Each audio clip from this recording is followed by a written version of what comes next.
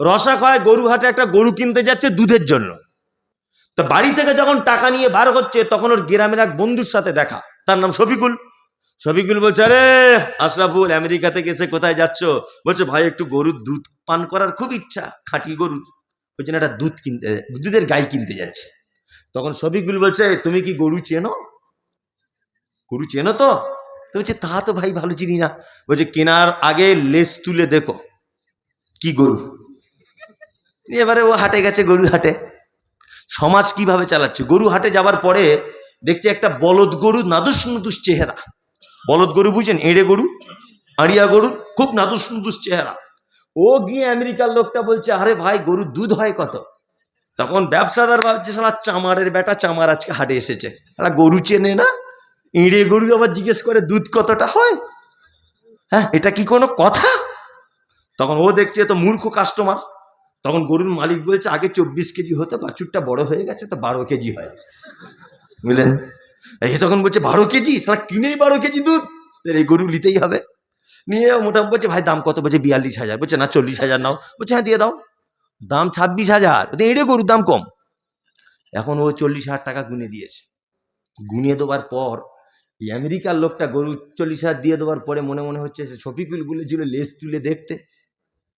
তখন গরুর মালিককে বলছে, ভাই একটু লেজ তুলে দেখা যাবে? বলছে, আস্তাগফিরুল্লাহ, খারাপ জিনিস লেজ তুলে দেখে? খারাপ জায়গায় সব। ওই যে গরুর ওই জায়গাটা কি ভালো জায়গা? লোক দেখলে কি বলবে, তুমি লেজ তুলে দেখতে শিক্ষিত লোক। ও তখন বলছে, হ্যাঁ তা তো ঠিক, তাহলে এত খারাপ নোংরা জায়গা লেজ তুলে আমি যদি দেখি লোক খারাপ বলবে। তা বরঞ্চ এক কাজ করি, বাড়ি চলে যাই। গাড়ি করে গসা খাওয়া থেকে বাড়ি চলে এলো ভুলকিতে। এখন ভুলকিতে বাড়ি রেখেছে, বিয়া গেট লাগানো বাড়ি। গোয়ালা যে দুধ দয় ওকে কি বলে আপনাদের ভাষায়? গোয়াল। গোয়াল দুধ দুধ এসেছে। গরুর মালিক বলছে, আরে ফটিক গোয়াল, সারা গরু যা কিনেছি না ভুলকির 1 নম্বরের গরু। ও তখন গোয়ালের দরজা খুলে দেখে বলছে, আরে ভাই এ তো বলদ গরু, তো গাই গরু না। তখন আমেরিকার লোকটা বলছে, তার মানে? ও তো শিক্ষিত লোক, তার মানে কি? বলছে, তার মানে এ গরু নাঙল টানে, গাড়ি বহায়, গাড়ি টানে, তো দুধ দেওয়া গরু না। তা ভাই তুমি লেজ তুলে দেখো নি? তো বলছে, শালা লেজ তুলতে গিয়েছিলাম, মালিক লেজ তুলতে দেয়নি, ওই শালাই সর্বনাশ করে দিয়েছে আমার। তখন বলছিলাম লেজ তুলে দেখবো, বলছে বারবার খারাপ জায়গা দেখো না। তা আমরা যারা অনেক সময় হাদিস কোরআন জানার ব্যাপারে আলেমুল আমাদের কাছে যাই না?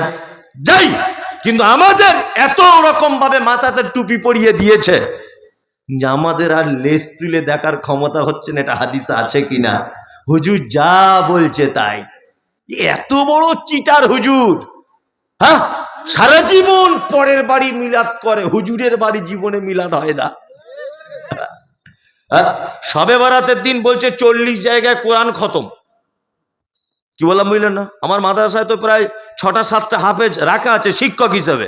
তা ওদের যদি পড়তে বলা হয় আমার মনে হয় 8 থেকে 10 ঘন্টা লাগবে কোরআন খতম করতে। কি বললাম বুঝলেন? আর ও একটা বাড়িতে যাচ্ছে, হ্যাঁ বাড়ি আছো, হ্যাঁ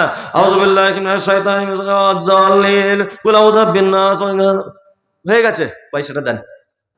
হয়ে গেছে মানে? তো বলছে, আগে 28 পড়া ছিল, 2 পাড়া তোমার বাড়িতে এসে পড়েছি। তার মানে মনে হচ্ছে রাজমিস্ত্রির মতো কোরআনের ঠিকাদার। সালা পাছার চামড়া তুলে দেওয়া হয়।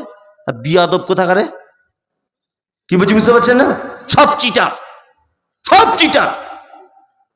আমল করার আগে আমাদের লেজ তুলে দেখতে হবে আমল মুহাম্মদ সাল্লাল্লাহু আলাইহি ওয়াসাল্লাম করেছিলেন কিনা, দেখতে হবে কি হবে না? হবে। এটা কি মাস চলছে আরবি? শাবান মাস। শাবান মাস গুরুত্বপূর্ণ মাস।